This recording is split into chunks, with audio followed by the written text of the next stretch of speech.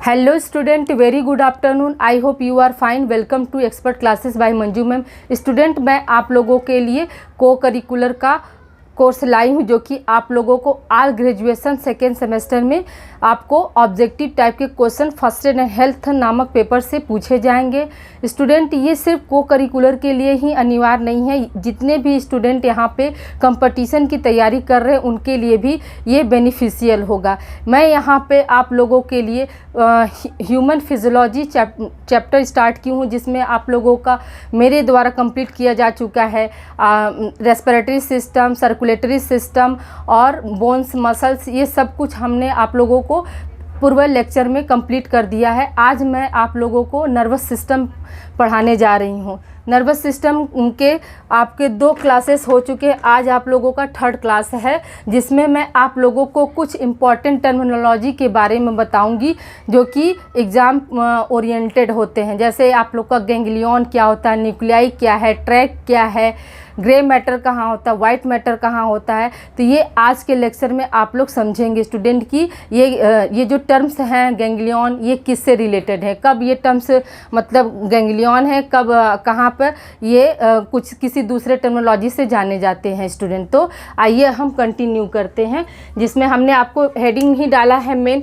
कि concept of ganglion, nuclei, track, fibres, grey matter और white matter. ठीक है, तो गैंग्लियन कब होगा, तो आप देखिए स्टूडेंट, जैसे हमने यहाँ पे क्या किया, एक सिंपल हमने मतलब न्यूरॉन का एक स्ट्रक्चर लिया है, जिसमें आपका क्या है, ये मतलब ग्रुप्स ऑफ सेल्स है, सेल बॉडी, मतलब न्यूरॉन का ग्रुप ऑफ सेल बॉडी है, ढेर सारा सेल बॉडी है एक आपका। ठीक है, तो इसको क्या कहिए, ये ग्रुप्स ऑफ क्या है आपका सेल बॉडी या साइटोन है। ठीक, तो ये कब साइटोन है, तो ये आपका जैसे इन CNS और इन PNS। CNS का मतलब क्या हुआ स्टूडेंट, CNS का मतलब होता है सेंट्रल नर्वस सिस्टम। तो सेंट्रल नर्वस सिस्टम में आपका ग्रुप्स ऑफ सेल बॉडी को हम किससे संबोधित करेंगे, तो न्यूक्लियाई से संबोधित करते हैं। स्टूडेंट ध्यान दीजिएगा, आपका ये बहुत सारे न्यूरॉन्स जो है, न्यूरॉन्स एक साथ मिले हैं और मिलकर जैसे ऊपर वाला जो पोर्शन हमने बताया था क्या सेल बॉडी या साइटोन में, तो उन्हीं का जो ग्रुप्स ऑफ सेल बॉडी या साइटोन होता है, तो सेंट्रल नर्वस सिस्टम में उसको हम क्या कहते हैं, न्यूक्लियस कहते हैं। और फिर यही ग्रुप्स ऑफ सेल बॉडी या साइटोन इन PNS। हाँ, PNS का मतलब क्या है, पेरिफेरल नर्वस सिस्टम में जब ये आ जाते हैं तो उसी को हम क्या बोलते हैं, गैंग्लियन। हम गैंग्लियन बहुत बार सुनते हैं शब्द की गैंग्लियन, लेकिन ये गैंग्लियन होता क्या है, ये आज हम जानेंगे कि ग्रुप्स ऑफ सेल बॉडी जब इन PNS यानी पेरिफेरल नर्वस सिस्टम में होता है तो उसी को हम क्या बोलते हैं, गैंग्लियन बोलते हैं स्टूडेंट। फिर अगला है आपका ये क्या है, ये आपका एक्सॉन है। ठीक है, ये क्या है आपका एक्सॉन है। तो एक्सॉन जो होता है, ग्रुप्स ऑफ एक्सॉन को हम क्या बोलते हैं, इन सेंट्रल नर्वस सिस्टम में और इन पेरिफेरल नर्वस सिस्टम में। तो जो ग्रुप्स ऑफ एक्सॉन होते हैं तो इन सेंट्रल नर्वस सिस्टम इसको हम ट्रैक बोलते हैं, और इन PNS में यानी नर्व जब पेरिफेरल नर्वस सिस्टम होगा तो उसमें क्या बोलते हैं, नर्व फाइबर या उसी को नर्व एक्सॉन बोलते हैं स्टूडेंट। ठीक है, तो यहाँ तक हम समझते हैं कि आप लोगों को क्लियर हो गया होगा। जैसे सेंट्रल नर्वस सिस्टम का मतलब क्या कि हमारा ब्रेन क्या है, सेंटर में है बिल्कुल, और इससे पेरिफेरल का मतलब क्या कि जो सेंट्रल नर्वस सिस्टम से जो भी मतलब तंत्रिकाएं का एराइज हो रही हैं, उत्पन्न हो रही हैं, वही हमारा क्या हो जाएगा, पेरिफेरल नर्वस सिस्टम हो जाएगा। ये सेंट्रल पार्ट है और ये क्या हमारा पेरिफेरल पार्ट है। ठीक है, आगे देखते हैं स्टूडेंट, हमने क्या किया, ग्रे मैटर और वाइट मैटर को भी हमने समझा। जैसे हम सेंट्रल नर्वस सिस्टम को हम कितने भाग में बांटते हैं, या सेंट्रल नर्वस सिस्टम का मेन भाग क्या होता है, तो ब्रेन और स्पाइनल कॉर्ड होता है। ये जैसा कि हम आपको पूर्व क्लासेस में बता चुके हैं। तो उसमें क्या है, ब्रेन है और क्या है दूसरा आपका स्पाइनल कॉर्ड होता है। ठीक है, तो ब्रेन में क्या होता है, ब्रेन का जब हम सेक्शन कट करते हैं, उसका मान लीजिए TS हम लेते हैं, तो मान लीजिए ऐसे फर्दर स्ट्रक्चर आपका इस तरह से बना, यानी इसको देखिए ये हो गया, ऊपर इसके ये हो गया। ठीक, स्ट्रक्चर हमारा हमने TS काट के इसको देखा। तो अब क्या हुआ, जो यहाँ से जो ये वाला स्ट्रक्चर है, यानी ये हमारा क्या हो जाएगा, आउटर हो जाता है। ठीक है, इसको हम आउटर कहते हैं, और ये हमारा क्या हो जाएगा, इनर हो जाएगा। ठीक है स्टूडेंट, ये क्या हो जाएगा, इनर। तो जो आउटर से क्या होता है, आउटर से हमारे सारे ये जो गोल गोल बहुत सारे मतलब न्यूरॉन्स के सेल बॉडी हैं। तो ये और नीचे जो अंदर जाके इनर में, मतलब इसमें आपका क्या है, ये सेल बॉडी है और अंदर ये जाकर यहाँ पे क्या हो रहा है, आपका एक्सॉन है। ठीक है, अंदर जाके ये सारे एक्सॉन है। तो जो इनर में जो होगा, मतलब इनर यहाँ पे, ठीक है, इसमें क्या हो जाएगा, तो इसमें आपका वाइट मैटर भरा रहेगा। ठीक है, इसमें क्या होगा, वाइट मैटर कहाँ होगा हमारा, तो वाइट मैटर हमारा किस में होगा, इनर में होगा। और ग्रे मैटर कहाँ होगा, तो ग्रे मैटर हमारा वाइट वाले आउटर वाले में होगा। ठीक है स्टूडेंट, तो इसका ट्रिक क्या है, इसका ट्रिक है आपका BWI यानी ब्रेन में white matter inner side. BWI का मतलब क्या हो जाएगा कि B फॉर ब्रेन हो जाएगा। ठीक है, B फॉर क्या हो जाएगा, ब्रेन, फिर वाइट हो जाएगा। ठीक, वाइट हो गया, वाइट मैटर इसको मान लेते हैं। और I फॉर क्या हो जाएगा, इनर, I फॉर इनर। और फिर BGO का मतलब ब्रेन, ग्रे मैटर, और O फॉर आउटर। हाँ, O फॉर आउटर। ठीक है स्टूडेंट, फिर उसी तरह से हम स्पाइनल कॉर्ड में देखते हैं। तो स्पाइनल कॉर्ड में जस्ट इसका उल्टा हो जाएगा। स्पाइनल कॉर्ड में क्या हो जाएगा, इसका जस्ट उल्टा हो जाएगा, अपोजिट हो जाएगा। तो स्पाइनल कॉर्ड में क्या हुआ, आपने ये क्या बना लिया, एक सिंपल सेल बना लिया, एक TS से आपने ले लिया। उसमें क्या किया, जो ये आपके जो सेल बॉडी होंगे वो क्या होंगे, वो इनर वाले पोर्शन में होंगे। और जो एक्सॉन वाला जो होगा वो पोर्शन कहाँ जाएगा, वो आपका आउटर वाले में चला जाएगा। तो इनर में क्या हो जाएगा, इनर में हमारा हो जाएगा ग्रे मैटर। ठीक है, और आउटर में क्या हो जाएगा हमारा वाइट मैटर। देखिए SWO, S से क्या हो जाएगा, स्पाइनल कॉर्ड, हाँ, W से वाइट मैटर, O से आउटर। ठीक है, O से क्या हो जाएगा, ये हमारा क्या आउटर है। ठीक, और बीच में क्या हो जाता है, ये हमारा इनर होता है। तो इसको SWO से, और दूसरा क्या SGI। ठीक है, अब देखिए यहाँ पर समझिए, अब एक इम्पॉर्टेंट पॉइंट है आपका यहाँ पे कि स्पाइनल कॉर्ड का जो ग्रे मैटर होता है वो कैसा होता है। क्वेश्चन आपको पूछा जाता है, अधिकतर जो कंपटीशन के बच्चे हैं तो इस बात पर फोकस करें। कभी कभी क्वेश्चन आपका पूछा जाता है हमेशा कि स्पाइनल कॉर्ड का ग्रे मैटर किस शेप्ड का होता है, तो उसका आकार कैसा होता है। तो याद रखिएगा कि स्पाइनल कॉर्ड का जो ग्रे मैटर होता है वो H शेप्ड होता है, यानी यहाँ पर अंदर में क्या होगा, ग्रे भराएगा और ऊपर में क्या हो जाएगा, वाइट हो जाएगा स्टूडेंट। तो अब यहाँ तक आप लोगों को आई होप क्लियर हो गया होगा कि मतलब कहाँ पर ग्रे मैटर है, कहाँ पर वाइट मैटर है, और कौन सा टर्मिनोलॉजी को हम क्या कहते हैं। जैसे न्यूक्लियाई का प्रयोग हम कहाँ पर करेंगे, तो न्यूक्लियाई का वर्ड हम कब देते हैं, groups of cell in central nervous system. Central nervous system में आपका गैंग्लियन नहीं होता है स्टूडेंट, याद रखिएगा, सेंट्रल नर्वस सिस्टम में गैंग्लियन नहीं होता है। कहाँ गैंग्लियन होगा, पेरिफेरल नर्वस सिस्टम में होगा। ठीक है, तो जब ग्रुप ऑफ सेल बॉडी हो जाएगा तो इन सेंट्रल नर्वस सिस्टम, तब वहाँ पर हम न्यूक्लियाई बताएंगे। और ग्रुप्स ऑफ बॉडी या साइटोन हो जाएगा तो वो गैंग्लियन कहाँ होगा, तो आपका पेरिफेरल नर्वस सिस्टम में होगा। उसी तरह से आपका यहाँ पर ट्रैक जो है सेंट्रल नर्वस सिस्टम में आएगा। ट्रैक यानी ग्रुप्स ऑफ एक्सॉन का जो समूह होगा, मतलब बहुत सारे एक्सॉन जहाँ मिलकर ग्रुप्स बनाएंगे, उस सेंट्रल नर्वस सिस्टम उसको क्या कहते हैं, तो उसको हम ट्रैक कहते हैं। उसी तरह से ग्रुप्स ऑफ एक्सॉन जो है आपका पेरिफेरल नर्वस सिस्टम में आ जाएंगे, तो वहाँ पे क्या हो जाएगा, वो नर्व फाइबर हो जाएगा, या उसी को एक्सॉन कहते हैं। ओके स्टूडेंट, आई होप यहाँ तक बिल्कुल क्लियर हो गया होगा। तो आप लोग इसको वो करिए। फिर अभी हम आप लोगों को ये सेंट्रल नर्वस सिस्टम आगे हम कंटिन्यू कर रहे हैं।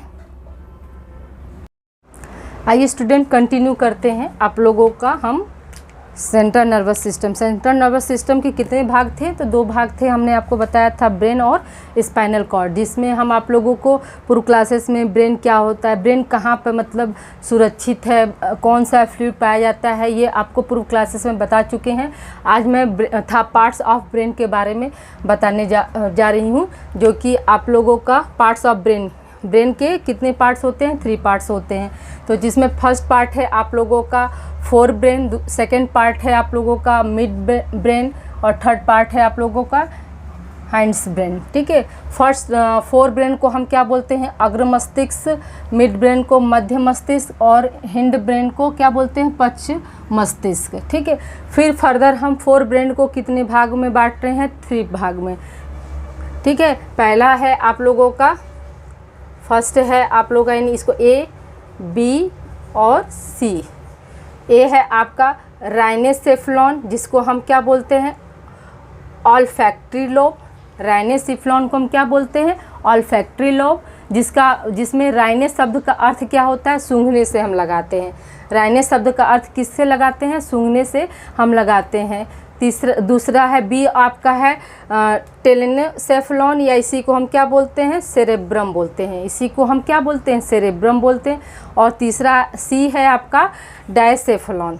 फिर डायसेफेलॉन को फिर हम 3 पार्ट में डिवाइड करेंगे, जिसमें आपका आएगा, फर्स्ट है आपका एपिथैलेमस, सेकंड है आपका थैलेमस और थर्ड है आपका हाइपोथैलेमस।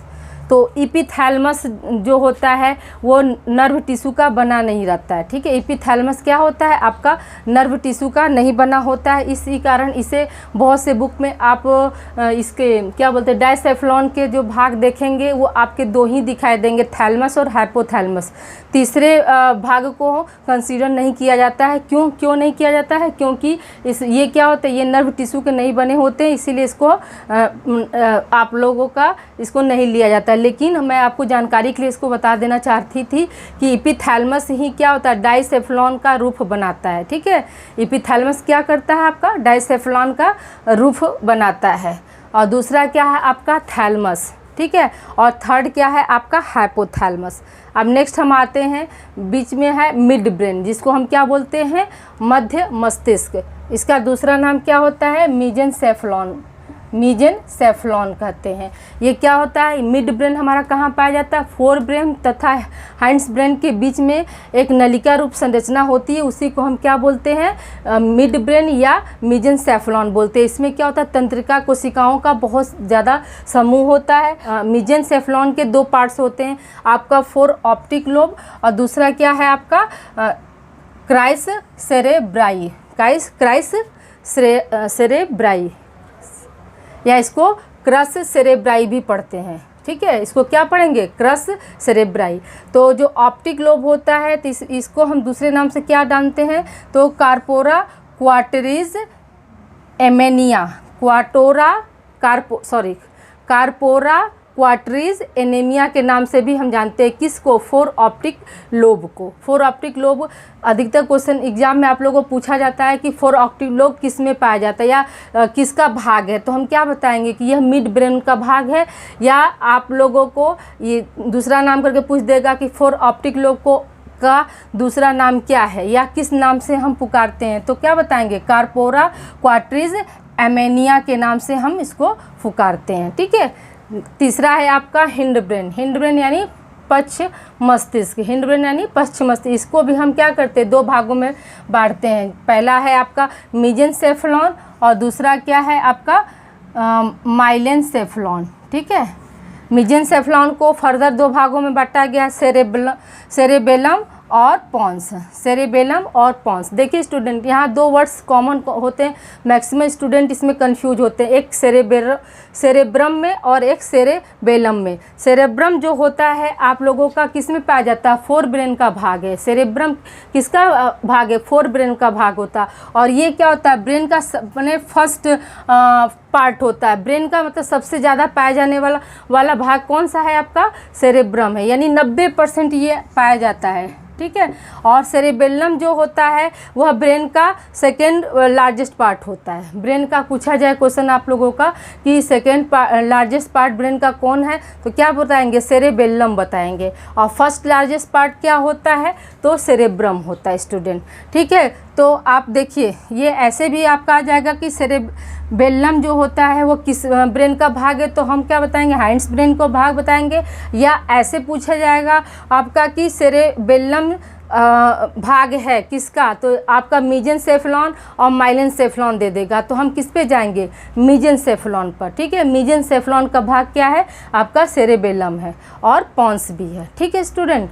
यहाँ तक आप लोग को आई होप समझ में आ गया होगा। आगे हम अभी स्ट्रक्चर से आप लोग को बता रहे हैं कि एम्ब्रियोनिक डेवलपमेंट में जैसे पहले क्या था, 4 brain, mid brain, hind brain, जैसे फिर जैसे ही बच्चा बड़ा होता है यानी फिटस का रूप ले लेता है, तब वो कैसे कैसे आप लोगों को इस भाग में बढ़ता है, ये अभी विथ डायग्राम आप लोग को क्लियर कर दे रहे हैं। राइट डाउन करिए स्टूडेंट। आइए इसी को हम कंटिन्यू करते हैं। अभी आप लोगों का एक पार्ट हाइंड्स ब्रेन में आप लोग का 2 था ना, माइलेनसेफेलॉन और मेसेंसेफेलॉन था। तो मेसेंसेफेलॉन में आपका मेसेनसेफलॉन में आपका क्या था, सेरेबेलम और पॉन्स पाया जाता था। और माइलेनसेफलॉन में क्या होगा, मेडुला ऑब्लांगेटा पाया जाएगा। ठीक है, ऑब्लांगेटा, मेडुला ऑब्लांगेटा पाया जाता है। कब, देखिए यही आपका मेडुला ऑब्लांगेटा से ही यहाँ से, ठीक है, यहाँ पर क्या होता है, यहीं पर वो उपस्थित होता है। यहीं पर क्या होता है, फोरामेन पाया जाता है। फोरामेन से ही निकल कर क्या होती है, आपकी स्पाइनल कॉर्ड निकलती है। इसके पहले क्या रहता है, इसके पहले ये हमारा भाग जो होता है मेडुला, ब्रेन का जितना भी भाग होता है वो किस में पाया जाएगा, मेडुला ऑब्लांगेटा में पाया जाएगा। मेडुला ऑब्लांगेटा में पाया जाएगा। ये स्टूडेंट इसको देखते हैं। देखिए हमने आपको बताया विथ फिगर से यहाँ समझाने को, जैसे भ्रूण का विकास हो रहा है, यानी कि एम्ब्रियोनिक डेवलपमेंट के दौरान हम ब्रेन कैसे विकसित होता है, ये चीज़ हम बताने की कोशिश किए हैं कि एम्ब्रियोनिक डेवलपमेंट के दौरान यानी भ्रूण के विकास के समय क्या होता है, ये आपका ब्रेन जो होता है वो 3 भागों में रहता है, फोर ब्रेन, मिड ब्रेन और हैंड्स ब्रेन। ठीक है, तो फिर बाद में जब वो फीटस का रूप ले लेता है तो फिर यही फोर ब्रेन क्या होता है, आपका 2 भागों में बढ़ जाता है। ठीक है, ये पहले ऊपर वाला यहाँ पर देखिए ऐसे आकर ये क्या रहा, ऊपर 2 भागों में बढ़ गया, जिससे हम क्या बोल रहे हैं, सेरेब्रम बोलते हैं और डाइसेफलॉन बोलते हैं। ठीक, मिड ब्रेन में कोई मतलब डिवीज़न नहीं होता है, या यूँ कह सकते हैं कि वो नहीं बढ़ता है, ये फीटस का है ये। ठीक है, ये एम्ब्रियोनिक डेवलपमेंट का है।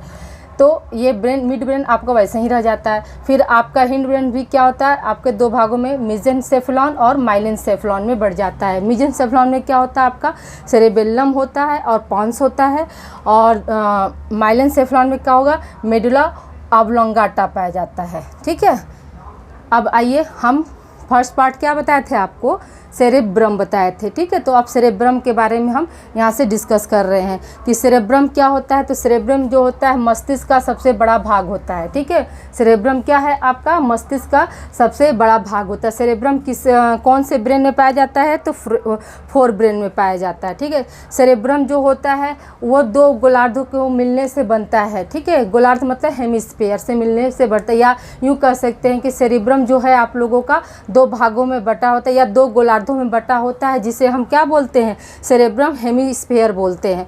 इसका 2 गोलार्ध कौन सा होता है, सेरेब्रम कॉर्टेक्स होता है और सेरेब्रम मेडुला होता है। ठीक है, सेरेब्रम मेडुला में क्या होता है, व्हाइट मैटर भरा होता है, और सेरेब्रम कॉर्टेक्स में क्या होता है, आपका ग्रे मैटर भरा होता है। स्टूडेंट इन दोनों को मिलाकर इसको हम क्या बोलते हैं, सेरेब्रम हेमिस्फीयर यानी प्रमस्तिष्क गोलार्ध कहते हैं। फिर दोनों गोलार्ध एक क्या होते हैं, ये दोनों जैसे गोलार्ध हैं तो ये सी शेप्ड नर्व के प्लेक्सस से जुड़े होते हैं, जिन्हें हम क्या बोलते हैं, कार्पस कोलेजम बोलते हैं। अधिकतर एग्जाम में आप लोगों को पूछा जाता है कि कार्पस कोलेजम क्या है, तो याद रखिएगा कि दोनों हेमिस्फीयर यानी सेरेब्रम कॉर्टेक्स और सेरेब्रम मेडुला को जोड़ने उसको ही हम क्या बोलते हैं, आपका कार्पस कोलेजम कहते हैं। ठीक है, या यूं कह सकते, क्वेश्चन आ सकता है कि दोनों हेमिस्फीयर किस शेप्ड के नर्व फाइबर से जुड़े रहते हैं, तो याद रखिएगा कि सी शेप्ड से जुड़े रहते हैं। और या फिर क्वेश्चन आपका ऐसे बन सकता है यहाँ पर कि जो आपका सेरेब्रम हेमिस्फीयर है उसको हम और किस नाम से जुड़ने पर उसे किस नाम से पुकारते हैं, तो क्या बताएंगे कि कार्पस कैलोजम से नाम से पुकारते हैं। कार्पस कैलोजम क्या है, तो ये क्या होता है, दोनों हेमिस्फीयर को जोड़ने वाली एक क्या होती है, नर्व प्लेक्सस है। ठीक है स्टूडेंट, आइए हम सेरेब्रम का कार्य देखते हैं। तो सेरेब्रम का कार्य क्या है, तो सेरेब्रम का फर्स्ट कार्य है कि ये वॉलेंट्री पेशी संकुचन को आरंभ करती है और नियंत्रण करती है। ये ठीक है, ये क्या करती है, ये वॉलेंट्री पेशी के संकुचन को आरंभ करती है और उन्हें क्या करती है, नियंत्रण करने का भी कार्य कौन करता है, आपका सेरेब्रम करता है। दूसरा है ये प्रमस्तिष्क कॉर्टेक्स संवेदी अंगों जैसे नाक, कान, नेत्र आदि से आने वाली सूचनाओं को ग्रहण करना और उस पर एक्शन लेना। ठीक है, ये भी किसका कार्य है, आपका सेरेब्रम कॉर्टेक्स का। प्रमस्तिष्क कॉर्टेक्स में संवेदी अंग कौन कौन से होते हैं, आपका यही संवेदी अंग है ना, नेत्र, आँख, कान, नाक, त्वचा, ये सब क्या होते हैं, ये सब आपके संवेदी अंग आते हैं, संवेदी अंग के अंतर्गत आते हैं। इनसे भी जो भी हमें सूचना ग्रहण होती है, जैसे हमको कोई पिंच कर रहा है तो ये हमें पता चला हमारी स्किन को कि नहीं पिंच हो रहा है, तो हम ये क्या किया, ये तुरंत इस सेरेब्रम तक पहुंचा। फिर उसके बाद हमको क्या करना, हटाना है तो अपना हाथ हटाते हैं तो तुरंत एक्शन भी लेता है। ठीक है, सूचनाओं को ग्रहण करता है और एक्शन लेने का कार्य कौन करता है, आपका सेरेब्रम करता है। नेक्स्ट है आपका कि यह मानसिक काम जैसे सोचना, तर्क लगाना, विवेचना करना, योजना बनाना, याद रखना आदि सब कुछ किसके अंतर्गत होते हैं? आपके सेरेब्रम के अंतर्गत होते हैं स्टूडेंट। तो आज आप लोगों को ये सेरेब्रम क्या है ये हम आप लोगों को बता दिए, ठीक है। सेरेब्रम यानी प्रमस्तिष्क जिसको बोलते हैं, तो ये मस्तिष्क का सबसे बड़ा भाग होता है, ठीक है। ये कितने हेमिस्फीयर में बटा होता है? 2 हेमिस्फीयर, सेरेब्रम कॉर्टेक्स और सेरेब्रम मेडुला होता है। सेरेब्रम मेडुला में क्या पाया जाता है? यहीं पे क्या होता है? वाइट मैटर, और सेरेब्रम कॉर्टेक्स में क्या होता है? Grey matter. इन दोनों को जोड़ने पर क्या बनता है? इन्हें सम्मिलित रूप से किस नाम से पुकारते हैं? तो सेरेब्रम हेमिस्फीयर से पुकारते हैं, ठीक है। और फिर आपका ये दोनों जो है सेरेब्रम कॉर्टेक्स और सेरेब्रम मेडुला जो जुड़ रहे हैं, तो किस शेप्ड के नर्व से जुड़ते हैं? तो सी शेप्ड के नर्व से। फिर जुड़ने के बाद उनको हम कौन सा टर्म देते हैं? तो कार्पस कैलोजम टर्म देते हैं। इनका कार्य क्या है ये आप लोगों को बता दी। अभी हम इसका सेकेंड भाग डाइसेफ्लॉन भी आज आप लोग को कंप्लीट कर रहे हैं। आइए स्टूडेंट, हम लोग दूसरा भाग शुरू करते हैं, डाइसेफ्लॉन। सेकेंड पार्ट क्या था आपका? डाइसेफ्लॉन था। तो ये क्या होता है? इसको अग्र मस्तिष्क पक्ष या पोस्टीरियर ऑफ फोर ब्रेन कहते हैं। इसे क्या कहते हैं? अग्र मस्तिष्क पक्ष या पोस्टीरियर ऑफ फोर ब्रेन कहते हैं। यह सेरेब्रम के ठीक नीचे पाया जाता है। यानी डाइसेफ्लॉन कहाँ पाया जाता है? तो डाइसेफ्लॉन आपका सेरेब्रम के ठीक नीचे पाया जाता है। इसके क्या होते हैं? इसके 2 भाग होते हैं, थैलमस और हाइपोथैलमस।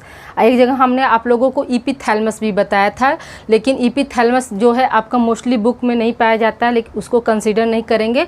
आप बस नॉलेज के लिए जानते रहिए कि जो इपीथैलमस होता है वो क्या करता है? वो आपका डाइसेफ्लॉन का रूप बनाता है, ठीक है स्टूडेंट। अब हम थैलमस और हाइपोथैलमस के बारे में पढ़ते हैं। तो थैलमस जो होता है, यह मतलब इसका कार्य क्या है? तो यह उन संवेदी आयोगों के लिए प्रसारण केंद्र होता है, केंद्र का काम करता है, जो प्रमस्तिष्क को जाती है, यानी जो सेरेब्रम को जाती है उनके लिए क्या करता है? उनके लिए कार्य करता है। जैसे पीड़ा और सुख का संवेग, पीड़ा और सुख का संवेग किसके अंतर्गत आएगा? आपका थैलमस के अंतर्गत आएगा। दूसरा भाग आपका क्या है? हाइपोथैलमस, ठीक है। दूसरा भाग क्या है? हाइपोथैलमस।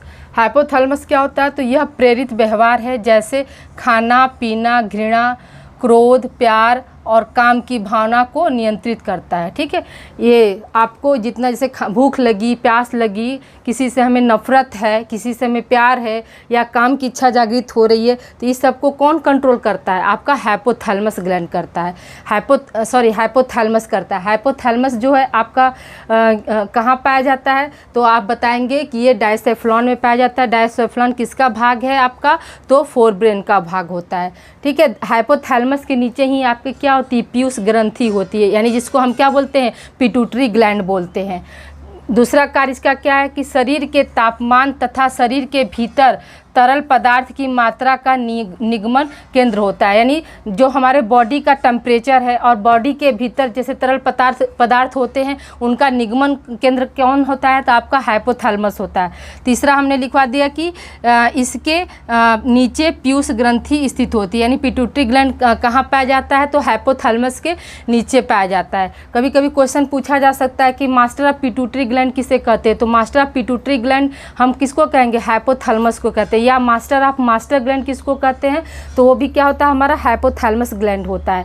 और मास्टर ग्लैंड किसे कहते हैं? तो उसको हम पिट्यूटरी ग्लैंड यानी पीयूष ग्रंथि को कहते हैं स्टूडेंट। तो आशा करती हूँ आज की क्लास आप लोगों को पसंद आई होगी। तो please like and subscribe my channel expert classes by Manju ma'am.